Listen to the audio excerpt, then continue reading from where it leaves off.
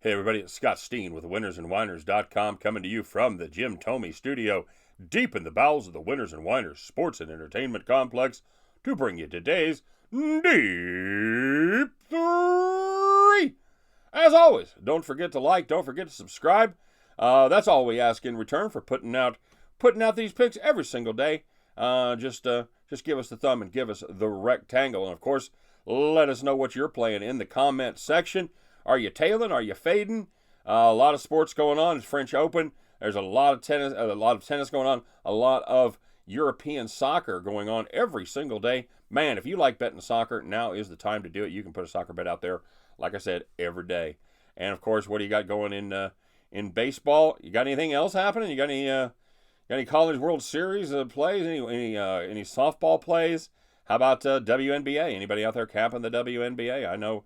You know what? If there's a positive value, I'll play it. I don't care. So put your plays out there, and we'll count them up at the end of the day. We'll see who did the best, and that person will be the one and only capper of the day. Complete with fanfare. All right, so make sure you do that. And, of course, check out our websites, winnersandwhiners.com, statsalt.com, for all your deep dives into every single game going on in America every single day. And last but not least, check out our newest and greatest partner. If you are in the great state of New Jersey looking to make a bet on a sports contest, check out pointsbet.com. My golly, it's just about the coolest site you're going to find. Check out their mobile app, check out their website, and get your action going there at pointsbet.com. Now just in New Jersey, but they are looking to dominate the sports betting world in very short order, so keep your eye on PointsBet, all right? All right, guys, we're going to do a quick recap of yesterday. Our winning streak stopped. We had won 2-1 3 days in a row. We'd gone 2-1 4 out of the last 5 days, and on this one we go 1-2 as Toronto takes care of business against the Golden State Warriors. But Arizona coughed up and it was a great game. You know, it's one of those games where, well, sorry guys, Arizona only scored 10 runs, so I guess they had no shot to win. They had a 10-8 lead in the bottom of the 8th, couldn't hold it, went to extras, and they're smart enough to walk Arenado, but Daniel Murphy behind him knocked in the winning run. So yippee, as the Arizona Diamondbacks shat the bed once again. And speaking of shatting the bed, how about those Rangers in that world-beating Kansas City pitching staff? Jake Junis, anyone? You bet. How about Willie Peralta? Oh, hell yeah. We had the first inning run. Oh, that's right. Willie Peralta wasn't until later. He broke our hearts later as we were trying to get the team total on the premium side. Anyway, first inning run. Rose had a guy at second base with one out. Ryan O'Hearn Hunter Dozier hit an absolute screamer right at the right fielder. And, no bueno there. And then, of course, in the bottom of the inning, I can't think of it, maybe Asdrubal hit a ball to the wall. But it was not to be. No first inning run. They rolled him up in a double play. Shot that should have been right up the middle. The Royals had him positioned correctly. And instead of 2 on, nobody out, we've got nobody on and 2 out. So, yippee-yi-yay, that was fantastic. That one did not cash. So we go 1-2. Premium side, 0-2. We had Cleveland on the run line. They were absolutely dreadful. More accurately, Carlos Carrasco was absolutely dreadful. A pitcher that had dominated the White Sox over the last 2.5 seasons. Did not get it done tonight. And as mentioned, we had the Texas team total over 5.5. Speaking of dominated, that's what the Royals pitching staff did to the Rangers, as the Rangers were able only to put up 2 runs on 2 home runs. But, of course, nobody was on base when they hit him. Couldn't get the big hits to help us out at all. On we go with today's picks. Let's take a look, shall we? Starting off with the battle in the National League Central, the division that nobody wants to win. The Milwaukee Brewers take on the Pittsburgh Pirates, and Yolis Chassin goes for Milwaukee against Chris Archer for the Pittsburgh Pirates. I'm looking at the Milwaukee team total over 4.5 right here. We've got a couple pitchers who are definitely struggling, and 2 teams who are, of course, in the thick of the race in the NL Central, as everyone is. There's only 4 games separate the Reds from the Cubs. Chris Archer, He has not been good this season. He has a 5.65 ERA, and he has been even worse over the last 4 starts. He has a 9.68 ERA over his last 4. The Brewers, they put up about 6.3 runs per game in the last week, and the power bats of Milwaukee may cause problems for a pitcher in Chris Archer, who has given up 8 home runs already in just 40 2/3 innings. Give me the hotter team. Give me the Milwaukee Brewers right here to take care of business and put up over 4.5 against Chris Archer and the Pirates. And we're going to go the other way on the Cincinnati Reds as the Nats take on the Reds up there at the Great American Ballpark. Patrick Corbin goes for the Nationals against Tyler Mahle for the Cincinnati Reds. Cincinnati's definitely been playing better lately, but this is still a team that struggles to score runs against lefties. They've averaged just 4.2 runs per game against southpaws, and it hasn't gotten any better lately as they face some quality pitchers just like Pat Corbin, and they have scored 3 or less in four of their last 5 against the left-handed sidewinders. Patrick Corbin, like I said, is having a nice season. He's got a 2.85 ERA, giving up just 53 hits in 72 1/3 innings. I think Cincinnati comes back to earth just a little bit as far as the scoring goes, and I think Patrick Corbin gets it done. One note, the Washington pen, as we know, is dreadful, especially in the middle innings. We really need Corbin to get into the 7th, hopefully give us 7 strong. He averages 6.5 innings per start, so that is not not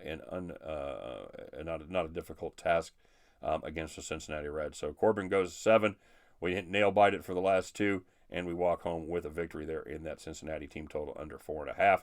And finishing off with a play from La La Land as the Philadelphia Phillies travel to Los Angeles to take on the Dodgers there in Chavez Ravine. Jake Arrieta goes for the Phillies against Kenta Maeda for the Los Angeles Dodgers. You know what? We're going to take a stab at a hero play here, guys. Both of these teams, but especially the Dodgers, have been playing a lot of overs lately. In fact, I think they played 11 in a row until last night's 2-0 victory. But while Maeda has just been okay on the road, he has been outstanding at home, giving up just 4 earned runs in his 4 starts at Chavez Ravine. Even scarier, 3 of those runs came in his first start at Chavez. He's given up just 1 run over his last 3 starts, including shutouts, his last 2 appearances.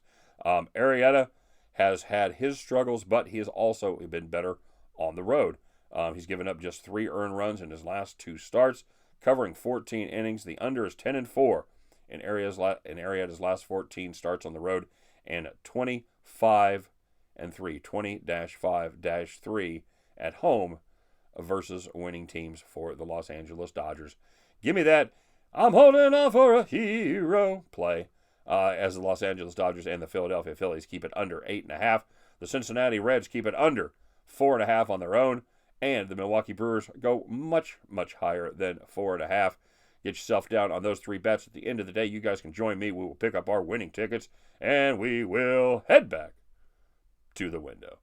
All right, guys, let's take a look at our shout-outs for the day. Of course, we'll put up the premium plays there if you are interested in even more fantastic plays.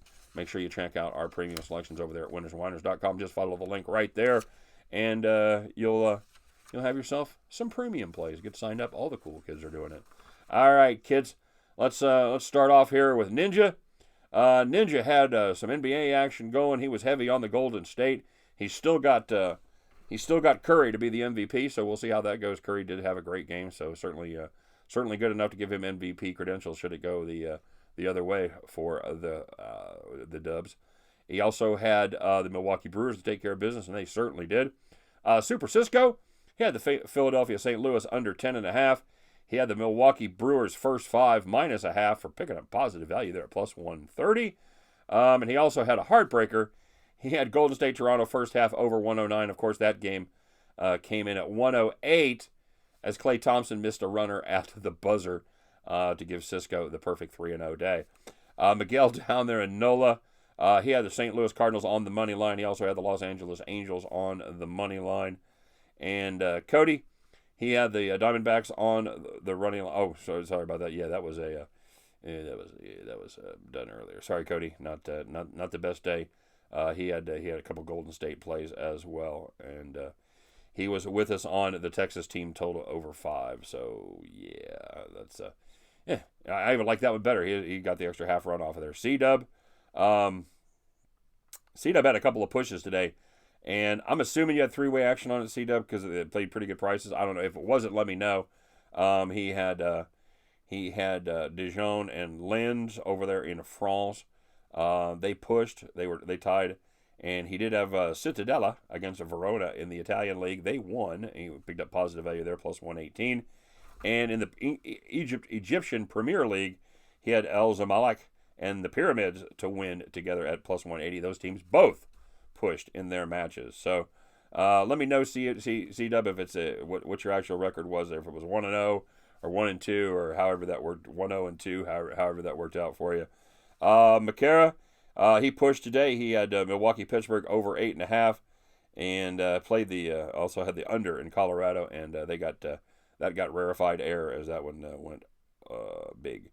The Legion to picks, he had Milwaukee Brewers on the money line, and Dustin F, he had the Dodgers on the money line as well. He had to lay some serious wood, but Hyunjin Ryu took care of business again. He's back to his shutout streak as he looked very good there. All right, so there you go, guys. That is our shout-outs. The capper of the day, I believe for the second day in a row. Look at this. He's crushing it. He is crushing it.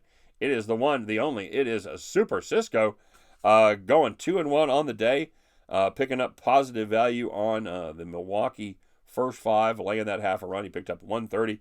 So Super Cisco goes 2-1 and makes 120 on the day. That, my friends, makes you the capper of the day. Congratulations, Soup. Well played, my friend. And you guys, you could be the capper of the day tomorrow. After all, tomorrow is another day. All right, guys, have a great night. Have a great day. Have a great weekend. Happy Friday, everybody. And we look forward to talking about all of our victories tomorrow. Same bat time, same bat channel. All right, peace, everybody. Have a good day.